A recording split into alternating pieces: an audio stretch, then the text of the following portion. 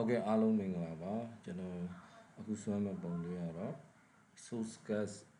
ထဲကနံပါတ်1ပုံမှာကျွန်တော်ကသူ့ကို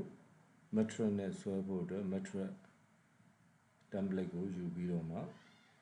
တင်တဲ့အခါမှာကျွန်တော်100က exercise ဆိုပြီးတော့ file နာမည်နဲ့တင်ထားပါဟုတ်ပြီကျွန်တော်စဆွဲလိုက်အဲဆိုတော့ကြတော့ပထမဆုံး29.5 radius နဲ့ subject တစ်ခုဆွဲပါမယ် C under 27.5 under နော်ဒါဆိုဒီကောင်လေးတော့ရလာပြီအဲဆိုနောက်ထပ် subject တစ်ခုကဘယ်လောက်ရှိလဲဆိုတော့ကြတော့45ပေါ့နော်အဲဆို under ထပ်ခောက်လိုက်တယ်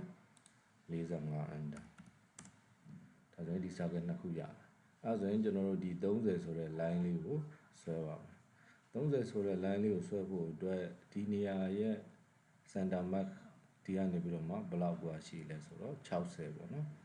ဒီအထိမဆွဲတော့ပါဘူးကျွန်တော်ဒီနားလေးဒီပဲဆွဲပါမယ်ဒီကနေပြီးတော့မှဒီနားလေးသူ့ရဲ့ center အထိဆိုရင်အကွာဝေးဘယ်လောက်ရှိလဲဆိုတော့60ရှိတယ်မှာနော်60ဟုတ်ပြီဒါဆိုရင်သူ့ရဲ့အလျားက60 angle ကိုတွက်ကြည့်တဲ့အခါဒီကနေ30လို့ပြောထားတဲ့အတွက်ကျွန်တော်တို့တိုင်းမှာဒီကနေတိုင်းမှာဆိုတော့60ပါနော်အဲဆိုတော့60 angle 60ဆိုတဲ့ line လေးကိုဆွဲမှာပါနော်အဲ line ဘယ်ကနေလဲဆိုတော့ဒီကနေပြီးတော့ shift to 60 shift angle 60 under ပြီးတော့ under ဟုတ်ပြီအဲ့ကောင်ရလာပြီဆိုရင် C under ဆိုပြီးတော့မှဒီ circle လေးဆွဲလို့ရအောင်သူကဘယ်လောက်လဲဆိုတော့10 under နောက်တစ်ခါ under ထပ်ခောက်ပြီးတော့ထပ်ဆွဲမယ်ဘယ်လောက်လဲ18 under ဟုတ်ဒါဆိုရင်ဒီ circle နှစ်ခုရလာအဲ့ဆိုဒီ circle နှစ်ခုရလာပြီဆိုတော့ကြတော့ကျွန်တော်တို့ဒီမှာ trim လိုက်ပါမယ်နော် dr under ဆိုတော့မှဒီကောင်ကိုလည်း under ခောက်ပြီးတော့ဒီဘိုင်းကို trim လိုက်နော် under ဟုတ်ပြီဒီ line လေးကိုကြည့်မယ်ဆိုရင်သူကဒီကောင်နဲ့ parallel ဖြစ်တဲ့ line ပေါ့နော်ဒီ line နဲ့ parallel ဖြစ်တဲ့ line အဲ့ဒါဆိုရင်ဒီကောင်ရဲ့ radius က18မလို့သူ့ကို offset 18ပြလိုက်ရင်ရပါတယ် 4 under 18 under ဆိုပြီးမှဒီကောင်ကို offset 18ပြလိုက်ရင်ရပါတယ်ပြီးတော့ dr under ဆိုပြီးမှဒီပိုင်းလေး trim လိုက်ပါမယ် under ဆိုပြီးတော့နောက် f under r under ဆိုပြီးမှဒီနောက် philip pipe လေးချိုးမှာပေါ့နော် under ဆိုပြီးတော့မှသူနဲ့ philip pipe ချိုးပေးလိုက်ပါတယ်ဟုတ်ကဲ့အဲ့ဒါဆိုရင်ကျွန်တော်တို့ဒီကောင်လေးကိုဒီ circle နှစ်ခုရယ်ဒီက line တစ်ကြောင်းရယ်ဒီအကွေးလေးရယ်ကိုမရရလိုက်ပါ m i under ဆိုပြီးတော့ဒီ quadrant ကနေပြီးတော့ ortho ဖွင့်ထားပါတော့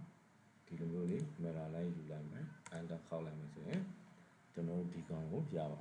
သူတို့နှစ်ခုကြားကိုဖေးလက်ထပ်ချိုးပါမယ် f under r under တန်ဖိုးကဘယ်လောက်လဲဆိုတော့17 under ဒါဆိုရင်ကျွန်တော်တို့ဒီကောင်လေးရလာအဲဆိုအဲ့ဒီကောင်လေးကို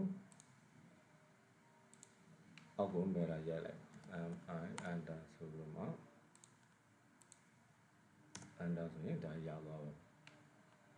ဟုတ်ပြီဒီကောင်လေးတွေကိုကြည့်မယ်ဆိုရင်သူတို့အကွာဝေးက h ရှိတယ်ဒါဆိုဟိုဘက်ဒီဘက်ကို4ဒီဘက်ကို4ဒီ line ကို offset ပြလိုက်မယ် o under 4 under ဆိုပြီးမှပြီးတော့ under နော်ပြီးရင် trim ဖြတ်လိုက်မယ် dr under ဆိုပြီးမှ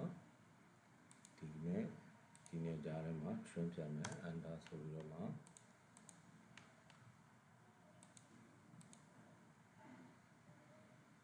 under ပေါ့နော်ပြီးရင်ဒီ line ဖြတ်လိုက် delete okay အဲ့ဒါဒါဒီနှစ်ခုကိုarray ပွားလိုက်မယ် a r under ဆိုတော့မှပိုလာဆိုတော့ under ပေါ့နော် center point ကဒီမှာ item က6ခု associated node ပြီးတော့ under ခေါက်လိုက်မယ်ဆိုရင်ကျွန်တော်တို့